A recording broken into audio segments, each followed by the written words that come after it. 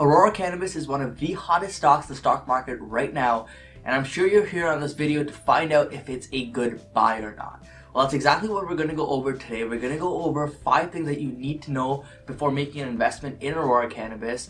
But if you have already made an investment, this is also 5 things that you should be aware of because it may change your mind on your investment thesis. So guys, just a quick reminder, if you enjoyed this video, make sure to hit that like down below and hit the subscribe button as well. The more likes, the more comments we get on this videos, the more I know you guys like this content, and I'll create more of this type of content. So the first thing we're going to talk about is in regards to medical cannabis. So as everyone already knows, Canada actually legalized marijuana in 2018.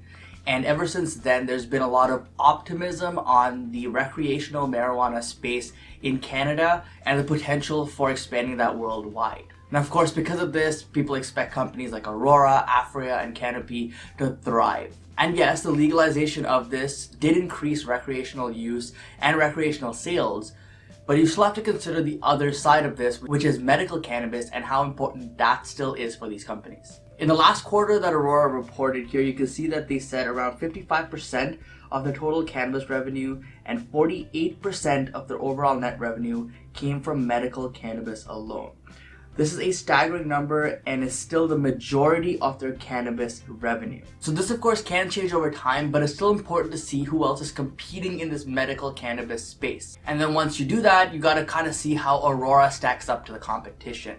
That's important because if you're betting on Aurora versus something like Canopy or Aphria, you need to understand what competitive advantage they have over the competitors. The good thing though that I'll say is that Aurora actually recognizes the importance of medical cannabis. In a recent statement, they actually said that they intend to continue prioritizing medical patients in Canada and globally, where margins continue to exceed those achieved on the wholesale consumer market. So in other words, medical cannabis is more profitable, so that's a priority for the business. The second thing here is in regards to international sales. So we all know the market in North America is massive. However, with the US still classifying this as an illegal substance federally, it still poses a big issue for a lot of these Canadian companies to go enter that space and actually sell their product across the country. So as a result of this, Aurora has actually expanded to Europe in countries like Germany, where they actually are the #1 supplier there, but this still accounts for a very small portion of their revenue. There's still, of course, a lot of potential when you consider the international market that companies like Aurora can tackle, but there are a lot of hurdles that they first need to overcome before they can actually be successful in those markets. Aurora is doing a good job so far with their international efforts and their expansion, and this could be a huge growth driver for the company moving forward. However, at the same time, it could also set the company back quite significantly if these international efforts never pan out. And when we talk about huge potential here, what we're going to do is take a look at some numbers here where they are currently internationally and how much that revenue really accounts for. So as you can see from the last earnings report, they actually said that currently around $2.2 million in sales comes from Europe, which is about only 6% of Aurora's total cannabis revenue. And what's also more shocking is that the European medical cannabis sales were only up less than 2%, that's 1.8%, quarter over quarter. So as an investor really in Aurora, you're probably wondering at this point, where is the growth? And like I said, that's the risk that you're taking on by betting on this company and betting that they're going to expand their international reach over the next few years. Now the third point is actually in regards to their margins. Now I would say this is kind of a good and bad point for Aurora Cannabis. They currently have gross margins of around 54%, but their previous quarter had it at around 70%. So it did decrease quite substantially. And as an investor, you gotta be wondering, is this temporary? But the answer really is that it's too early to tell after just 1 quarter. Now the good news though, or maybe some justification for this, is that in their last earnings, they did give some reasons as to why this happened and why there was a decrease quarter over quarter. The biggest thing is that there was lower selling price per gram of dried cannabis, the excise taxes on medical cannabis, and a lower mix of higher profit cannabis oil sales. So should you be concerned by this? Well, I personally would be, because I gotta be asking the question, why did they have to lower prices in the past quarter? Was it because there wasn't enough demand? Was it because competition is increasing? Or were there some other reasons that they saw that maybe as an investor I don't really see? A couple other reasons that they also outline may just be one-time expenses or kind of short-term issues for the company. The first is in regards to higher costs for packaging requirements. So there were new standards set and Aurora has to abide by this. The second is in regards to their production on the Aurora Sky facility, which they do expect to be completed in the next month or two. Now, moving on, the fourth thing that you need to know about as a potential investor or an existing investor in Aurora Cannabis is share dilution. So Aurora is not the only company here that does this. A lot of other companies in this space also go ahead and when they need cash, they just go and issue more shares, thus diluting the existing shares. So a good example here is to think of, say, you have a basket of 10 apples. You go ahead and you grab 8 of those apples and you just leave 2 of the apples remaining. That means you have around 80% of all existing apples. Now, if someone comes along and dumps another 10 apples into that basket, now you only have 8 out of 20 apples, which means you have around only 40% of apples, and as a result, the amount of apples that you hold don't hold as much value as they did before. This is the same idea with shares. If you're holding shares in a company and a company goes and dilutes and issues more shares, your shares aren't worth as much. And as a result of this, the stock performance is also going to suffer because it has to adjust for these new shares.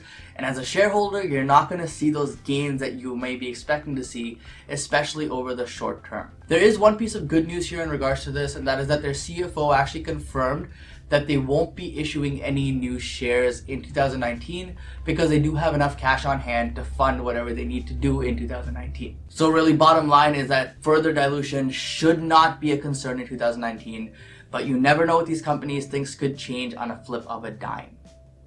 Is that the saying? I think it is. So the fifth point, which in my opinion is actually the most bullish reason and the most bullish thesis on this list here for things you need to know, and that is surrounding production capacity. So Aurora currently produces around 120,000 kilograms per year of cannabis from its facilities, but once Aurora Sky is in 100% production mode, which is expected to be by the end of March, their new production capacity should jump to more than 150,000 kilograms of cannabis per year. With this, Aurora is really on track to dominate the cannabis market with its production and its supply, and as a result, they're going to be able to offer a lot more competitive pricing without hurting their margins and profits as much. And in my opinion, this is an incredible move for them. It'll be a huge help for the company as a whole moving forward, because competition in the space is not going to slow down anytime soon, and it's going to just keep increasing as the years progress. Now keep in mind, these are the 5 reasons, but there's still one more big elephant in the room, and that is surrounding a potential partnership with another large company. And this could actually be similar to what Constellation Brands has done with Canopy. Constellation currently owns around 38% or so of Canopy.